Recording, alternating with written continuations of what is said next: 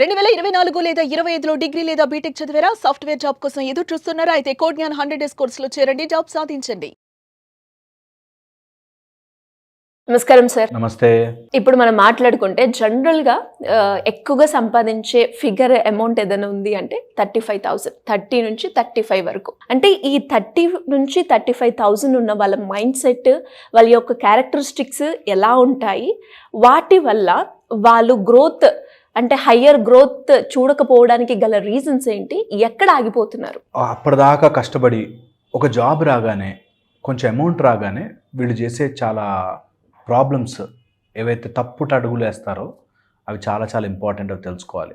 బాగా రిచ్ ఉన్నారు, బాగా డబ్బులు సంపాదించే వాళ్ళ మైండ్ సెట్ వేరుంటే, అప్పటిదాకా టైట్గా ఉండి ఒక జాబ్ వచ్చి ఒక 25-30 వేలు వచ్చి 35,000 దాకా వచ్చేసరికి వీళ్ళు ఫస్ట్ చేసే మిస్టేక్స్ కొన్ని గుర్తుంచుకోవాలి. నంబర్ 1, లేనిపోని ఆర్భాటాలకు పోతారు. ఫోన్ కొనేయడం, కొత్త ఫోను, కొత్త కారు, కొత్త దానికోసం ఈఎంఐలు, ఇది ఎప్పటికీ చేయకూడదు. అన్లెస్ అండ్ అంటిల్ మన దగ్గర 1 ఇయర్కి సంబంధించిన బ్యాకప్ ఉంటే తప్ప ఏ ఈఎంఐలు పెట్టుకోకూడదు. అది తెలియక చాలామంది 35,000 ఉంది, ఎవరో లోన్ ఇస్తా అన్నారు, తీసేసుకుంటారు. సో ఫస్ట్ 1 ఇయర్ ఆ డిసిప్లిన్, ఏ డిసిప్లిన్ ఉన్నా లేకపోయినా ఫైనాన్షియల్ డిసిప్లిన్ ఉండి తీరాలి స్టార్టింగ్లో. ఓకే, ఇందులో ఒక మెయిన్ ప్రాబ్లం ఏమొస్తుందంటే, ఇన్ని రోజులు టైట్గా బతికాను, ఇక ఇప్పుడు డబ్బులు వస్తున్నాయి కాబట్టి నేను ఎంజాయ్ చేయాలి అనే మైండ్ సెట్లోకి వెళ్తారు. అండ్ ఇలాంటి వాళ్ళని టార్గెట్ పెట్టుకుని కొన్ని సంస్థలు నడుస్తూ ఉంటాయి. ఈ మధ్య వస్తున్న ఈ స్టాక్ ట్రేడింగ్, ఈ స్టాక్ మార్కెట్, ఇవి టార్గెట్ చేసేది కోటీశ్వర్లను కాదు. వాళ్ళకి తెలుసు ఎలాంటి కోటీశ్వర్లు ఉంటారు. ఇలాంటి వాళ్ళని టార్గెట్ చేస్తారు. వీడిదే 35 ఉంది, 20 పెట్టేసి నెక్స్ట్ మంత్కి అది 40 అయిపోయి తర్వాత 1 crore అయిపోద్దనే ఫీలింగ్లో ఉన్న వాళ్ళందరే టార్గెట్. దట్ అంటే ఫస్ట్లో లాసులు వచ్చినా తర్వాత నాకు అర్థమైపోతుంది అనే దాంట్లో ఉంటారు. అలాగ అన్ని విషయాల్లో, లైక్ కారు కొన్నా తర్వాత చేసుకోవచ్చు, సెకండ్ హ్యాండ్ కారు తీసుకోవచ్చు, ఈ టైప్లో ఏవేవో చెప్పి నీ దగ్గర డబ్బులు గుంజేస్తారు. వీళ్ళు చూపించుకునే దాంట్లో ఉంటారు కానీ డబ్బుని కరెక్ట్గా అర్థం చేసుకునేది రాదు. ఈ 35, 25, 35, 40 ఉన్న వాళ్ళకి చూపించుకునే ధనంలా ఫీల్ అవుతారు వాళ్ళు.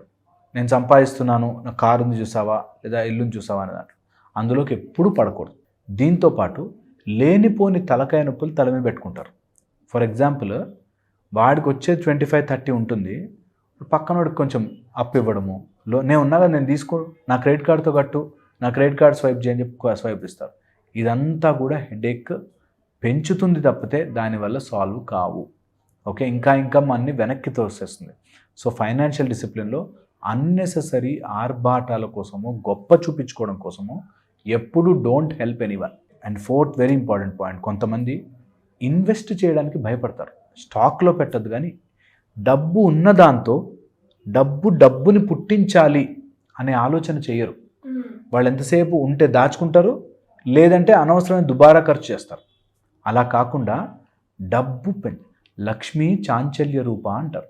డబ్బుని నువ్వు తిజోరీలో పెట్టి బంద్ చేసావా, నీకు అది ఎలాగోలా దారి చొచ్చుకుని బయటకు వెళ్ళిపోతుంది. సో అందుకని డబ్బుని తిప్పాలి, రొటేషన్లో తిప్పాలి. అది తెలివితో చేయాల్సిన పని. అది నెగ్లిజెన్స్తోనో ఏం కాదు వస్తాయి డబ్బులు అని ఖర్చు పెట్టకూడదు. అలా అని డబ్బు అసలు నాకు అర్థం కాదండి, పైసలు మనీ గురించి నాకు అసలు తెలియదండి అనే మాట ఎవ్వడి నోట్లోంచి రాకూడదు.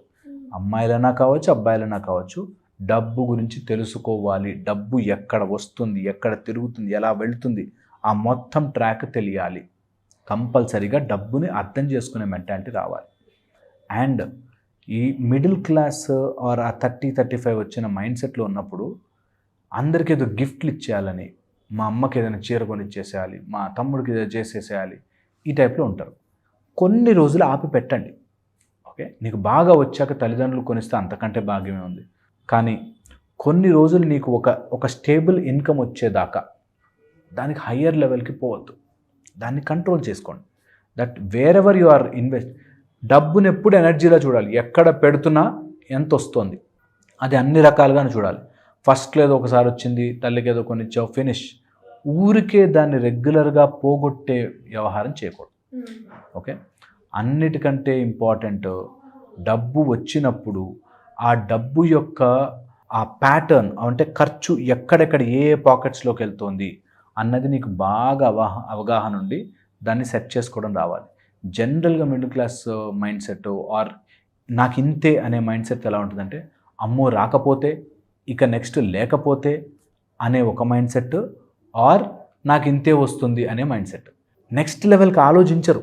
వీళ్ళ మైండ్ ఎలా ఉంటుందంటే నాకు 35 వచ్చింది, అబ్బా 35 నుంచి 40 అవ్వాలంటే ఇంకా 2 years కష్టపడాలి అనే దాంట్లో ఉంటారు.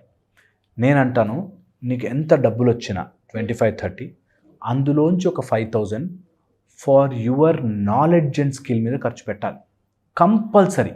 అది ఎలాగోలా అది సర్టిఫికేషన్ రూపంలో నీకు దాని విలువ ఈ 5,000 యొక్క విలువ ఇది అని చూపించుకునేది ఏదైనా ఉండాలి.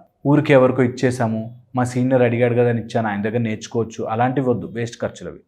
నీకు సర్టిఫికేషన్ రావాలి, డిగ్రీ రావాలి, నీ కెరియర్ గ్రోత్ ఉండాలి. లేకపోతే దానివల్ల నువ్వు ఒక వస్తువు ల్యాప్టాప్ కొనుక్కున్నా it's a good investment. Okay, నేను ఒక కెమెరా కొనుక్కున్నా గుడ్ ఇన్వెస్ట్మెంట్.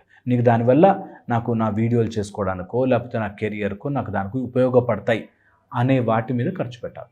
5,000 కొంచెమని కంపల్సరీ చేయాలి. ఓకే, ఇది చెయ్యని వాడికి డబ్బు ఎటుపోతుందో తెలియదు, సడన్గా ఒక ఖర్చు వస్తుంది వెళ్ళిపోతుంది.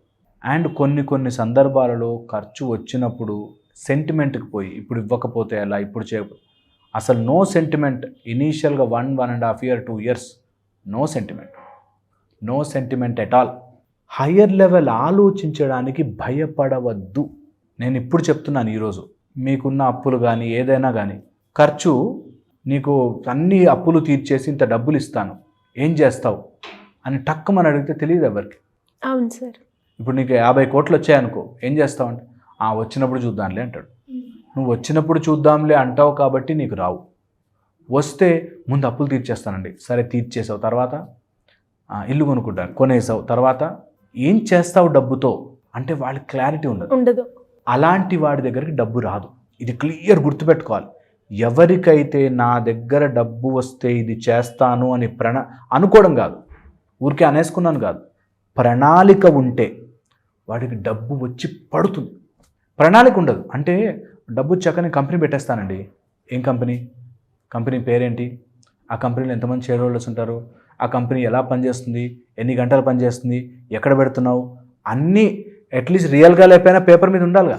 ఉంటే ఆ ప్లాన్ మేనిఫెస్ట్ అవుతుంటే డబ్బు ఆటోమేటిక్గా. ఈ మాట జోక్గా తీసుకునేవాళ్ళు తీసుకొని సీరియస్ తీసుకునేవాడు మాత్రం చెప్తున్నా, నీకు డబ్బు ఒక్కటే లేదు, మిగతాదంతా ఉండాలి. ఈరోజు డబ్బు వస్తే అప్పుడు స్టార్ట్ చేసి ఒక ప్లేస్ చూసుకుని కాదు, ముందెళ్ళి ప్లేస్ చూసి రావడానికైతే ఫ్రీయే కదా. ముందు అక్కడ కడితే ఎలా ఉంటుందో పేపర్ మీద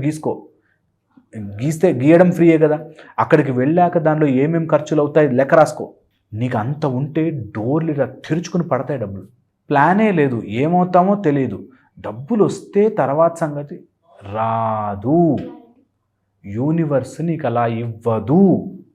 సో 30-35 వేలు ఉన్నవాడి మైండ్ సెట్ ఎలా ఉంటుందంటే ఇంత వస్తే చాలు, ఇంతే, ఇంకొక 2,000 వాడు పెంచితే కొంచెం ఆ టీడీఎస్ కట్ చేయకుండా ఉంటే, లేకపోతే ఇంకోటి ఏదో అందులో ఎక్స్ట్రా పిఎఫ్ఓ ఏవో ఇస్తే ఆ మైండ్ సెట్లో ఉంటారు. కాబట్టి అంతే వాళ్ళకి ప్రపంచం కనిపిస్తుంది. నువ్వు ఎందులోంచి చూస్తే అందులోంచే కనిపిస్తుంది. పెద్దగా ఆలోచించనివ్వదు. ఎవరైతే ఆలోచిస్తారో నేను చెప్తున్నా యూనివర్స్ ఇలా తిరిగి నీకు అది ఇస్తుంది.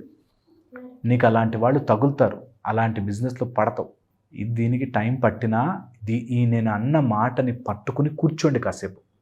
అవునా ఇది జరుగుతుందా, పట్టుకుని కూర్చోండి. అనుకోవడమే కదా, ట్రై చేయడమే కదా, దీనిలో రూపాయి ఖర్చు లేదు కదా, ఫ్రీ వీడియోనే కదా, హ్యాపీగా చూసి ట్రై చేయండి. నీకు నిజంగా డబ్బు గనక ఈరోజు ఆకాశం నుంచి దడ్డుమని ఊడి కింద పడ్డాయి అనుకుందాం, ఏం చేస్తావు? క్లారిటీగా పిన్ టు పిన్ ఉండాలి. అలా గనక ఉంటే ఖచ్చితంగా సాల్వ్ అవుతుంది. లేకపోతే 35,000 వచ్చి ఒక 10 ఏళ్ళకి 45,000 వస్తే సంతోషం అనే దాంట్లో ఉంటారు. వీళ్ళందరూ కూడా ఊహలో బ్రతికేదానికంటే రియల్ లైఫ్లో బ్రతకడం చాలా తక్కువ. అందుకే థింక్ లెస్, యాక్ట్ మోర్. ఎవరినో నమ్మేసేసి నా తెలివి లేకుండా, నా రక్తము లేకుండా, నా శ్రమ లేకుండా, నా పరిశ్రమ లేకుండా ఊరికే ఎవడన్నా పుక్కట్లో డబ్బులు ఇస్తాడంటే, అండ్ వాళ్ళ టార్గెటే ఇలాంటి మిడిల్ క్లాస్, కొంచెం లోవర్ మిడిల్ క్లాస్, నీకు ఆ అరచేతిలో స్వర్గం అక్కడ అసలు అది ఇది అస్సలు నమ్మద్దు లాంటివి. నిజంగా చెప్తున్నాను, సంతోషంగా మనస్ఫూర్తిగా ఉన్న దాంట్లో తిన్నా చాలు. కానీ మన కష్టము లేని, మన రక్తము లేని, మన శ్రమ లేని, మన బుద్ధి లేని పని ఏది చేయొద్దు. అలా డబ్బులు రావు. లక్ష్మీదేవికి అంత ఆలోచన అయితే ఉంది. ఇది చాలా రకాలుగా వెళ్తుంది.